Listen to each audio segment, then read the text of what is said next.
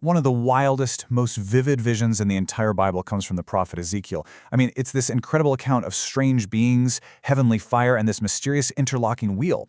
For centuries, everyone just saw it as a profound glimpse of the divine. But in the modern age, a totally new question popped up. Was Ezekiel seeing God's throne, or was he seeing a UFO? Let's break it down. And that's really the heart of it, isn't it? On one side, you have this deep theological masterpiece. But on the other, you have what could be an eyewitness account of an alien encounter, a story told through the limited language of an ancient man trying his best to describe technology way beyond his wildest dreams. So which one is it? And maybe no one has offered a more specific, more concrete technological interpretation than Elijah Muhammad, the late leader of the Nation of Islam. He didn't just see some generic UFO. Oh no, he saw a very specific, incredibly powerful machine, what he called the mother plane. And this idea would become absolutely central to his theology. Okay, so first, let's really dive into that modern theory. This is the idea that completely reframes Ezekiel's ancient spiritual vision and turns all that divine mystery into a story about nuts and bolts advanced technology.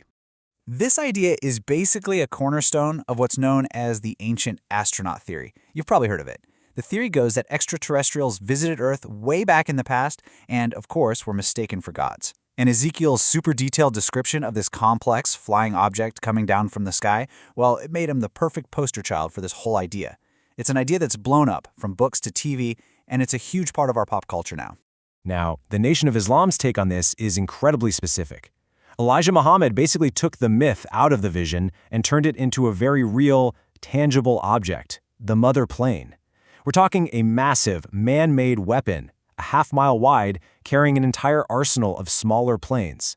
For his followers, this wasn't just some random spaceship, it was a symbol of Allah's ultimate power, a tool of divine justice ready for a final showdown that would bring in a whole new world order. It's a seriously powerful and significant modern myth.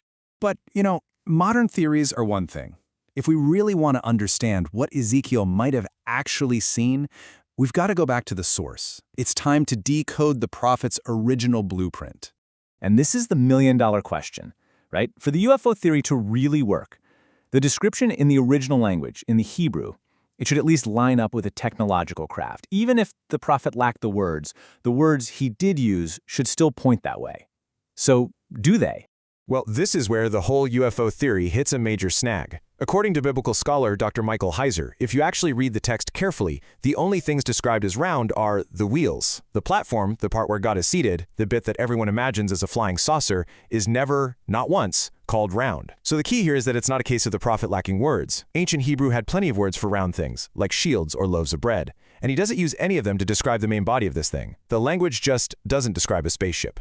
So if the text isn't describing a UFO, what on earth is it describing? Well, to get the answer, we have to stop looking at it through our 21st century eyes and start seeing it through Ezekiel's. We have to understand the Babylonian context. This one single fact is the key that unlocks the entire vision. See, Ezekiel wasn't just writing this down in a vacuum. He was in Babylon, completely surrounded by Babylonian art, their religion, their symbols. He was trying to communicate a message using imagery that the people around him, both his fellow exiles and his captors, would have recognized in a heartbeat. And this is brilliant, because once you know that, all the bizarre pieces just click into place. Those living creatures, yep, those are cherubim, powerful, winged divine beings, often with multiple faces, that were all over ancient art. The four faces, man, lion, ox, and eagle, they line up perfectly with the four major points of the Babylonian zodiac. That platform isn't a cockpit, it's a throne. And the wheels, they just make it a mobile throne. He was using puzzle pieces everyone knew to create a powerful new picture. What he was describing was a Merkabah, the Hebrew word for a divine throne chariot. And we know what he saw because we have the art from his time. We've got carvings and sculptures and seals that show all of these exact same elements: winged beings, weird composite animals, and gods sitting on thrones with wheels. Just like scholars point out, this wasn't strange or unique at all. This was the standard visual language for showing supreme divine power in that part of the world at that time. Ezekiel was speaking this symbolic language of his day. So, the evidence for a throne chariot seems pretty overwhelming. And that brings up a really fascinating question. If it's so clearly not a spaceship, why do so many of us want to see one? The answer lies in a really cool concept called technopoetics. It's a term that basically describes our impulse to explain the unexplainable using the most advanced ideas we know. I mean, think about it. For an ancient Israelite, what's the most impressive, mobile symbol of power? A king's war chariot.